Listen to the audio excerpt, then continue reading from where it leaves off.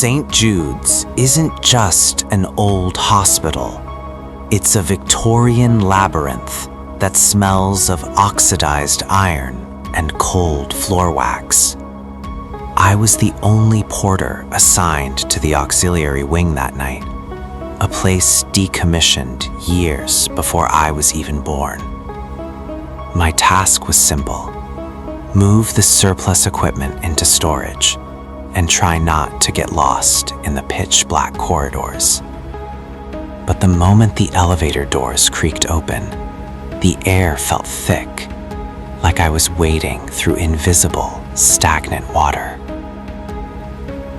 As I pushed a rusted gurney down the linoleum, the silence was shattered by a sound that made my blood run cold.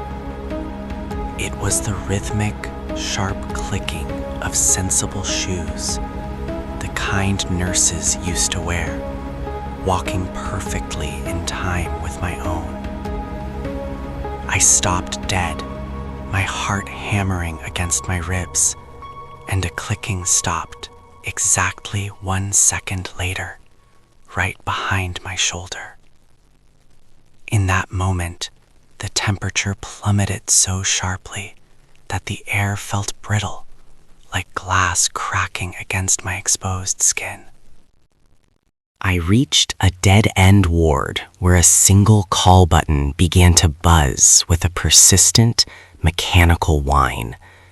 The light above the door began to glow a sickly, rhythmic red, pulsing like a dying heartbeat in the darkness.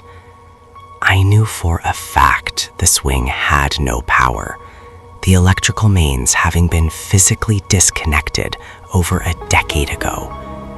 My hand trembled as I reached for the door handle, the buzzing growing louder until it felt like it was vibrating inside my skull. When I finally pushed the door open, the room was a vacuum of silence, empty and choked with decades of dust. But there, on the center of a bare, dusty mattress, was a single, fresh, wet handprint. It was steaming in the freezing air, as if someone had just been lying there seconds before I entered the room. Then, a woman's voice, clear and chillingly close, whispered my name, directly into my ear, her breath smelling of old lavender and decay. I didn't wait to see more. I bolted for the exit, my lungs burning as I sprinted through the darkness. Later, I checked the hospital records and found that the room belonged to a young nurse who vanished during her shift in 1974. To this day, security says the call button for that specific room still triggers at exactly 3:14 a.m. They even showed me the wires. They are cut clean through, yet the light at the desk still glows red every single night. The logistics center in Ohio is a 500,000 square foot ocean of blackness after the sun goes down. My only companion on the 2 a.m. shift was a Segway and the low industrial hum of the idle conveyor belts. My flashlight beam was a pathetic little circle that never reached the towering walls, leaving me feeling like a speck of dust. It's the kind of isolation that starts to play tricks on your mind, making the shadows feel heavier than they should. I was deep in aisle 12 when I first smelled it. The sweet, cloying, and totally out of place scent of rotting lilies. Suddenly, a heavy, metallic thud echoed from the high-reaching racks, sounding like a 70-pound box being shoved. I looked up to see a pallet of heavy electronics hanging 6 inches over the edge, defying gravity and logic.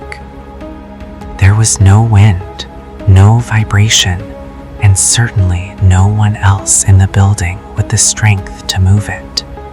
Then came the beep beep of a forklift in reverse, echoing through the hollow structure of the building. I rushed to the equipment bay, but every single machine was locked, chained, and completely powered down. I reached out to touch the engine of forklift number 4 and pulled my hand back in shock. It was searing hot. The engine was vibrating as if it had been running for hours, yet the key was still hanging on the board in my hand. Confused and shaking, I went back to the security office to check the CCTV footage from aisle 12. The screen showed me standing there on my Segway, perfectly alone, just as I had remembered it. But then I saw it. A hazy, distorted pocket of static was following me, keeping a perfect 3-foot distance. It wasn't a glitch. It was a silhouette that mimicked my every movement, a shadow that didn't belong to any light source. I watched the monitor in horror as the static silhouette reached out a long, blurred arm toward my neck. On the video, I saw myself shiver at the exact moment the entity's hand passed through my reflection skin. I had walked through that entire warehouse for hours, never knowing that something was following my every step, inches away. I quit that job the next morning, but sometimes I still smell those rotting lilies in my own hallway at night. My third story takes us to the gleaming skyscrapers of Frankfurt, Germany, where the city lights usually feel like a safety net. I was a data analyst for a major firm, often staying until the early hours of the morning on the 42nd floor. The office was all glass and steel, filled with the dry, artificial hiss of the HVAC system that seemed to swallow every other sound. That night, the rain was a violent blur against the windows, making me feel like I was drifting in a silent, high-altitude aquarium. Every few minutes, the motion sensor lights would flicker off, plunging my cubicle into a thick, suffocating darkness until I waved my arms to wake them up. During one of those dark intervals, I happened to glance at the reflection in the floor-to-ceiling glass window beside me. Far down the corridor behind me, sitting perfectly still at a desk that should have been empty, was a man in a heavy, dark coat. He wasn't working or typing. He was just sitting there, his gaze fixed directly on the back of my head. I felt a cold spike of adrenaline and reached for my desk phone to call the ground floor security team, my eyes never leaving that reflection. They checked the live feeds and told me, with forced calmness, that my floor was completely empty and all access points were locked. I looked back at the glass and my heart nearly stopped. The man was now sitting 3 desks closer than he had been seconds before. He still hadn't moved a muscle, but his eyes were wide and unblinking, glowing with the pale blue light of my own computer monitor. Then, the silence of the office was broken by a sound that made the hair on my arms stand straight up. A wet, ragged breathing.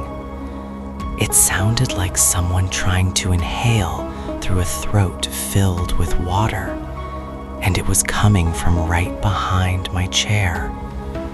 I didn't turn around. I couldn't risk seeing what was actually standing there in the physical world. I grabbed my bag and bolted for the elevator bank, the sound of that heavy, liquid gasping following me down the hallway. When the doors finally opened on the ground floor, the security guard's face went pale. his jaw dropping in genuine terror as he looked at his monitor. He pointed at the screen, showing me the footage of myself running toward the elevator just moments ago. In the video, I wasn't running alone. I was walking calmly, hand in hand with a tall, faceless figure in a light-absorbing black coat. I never felt his hand in mine, and I never felt him there, but the video showed us leaving that floor together like old friends.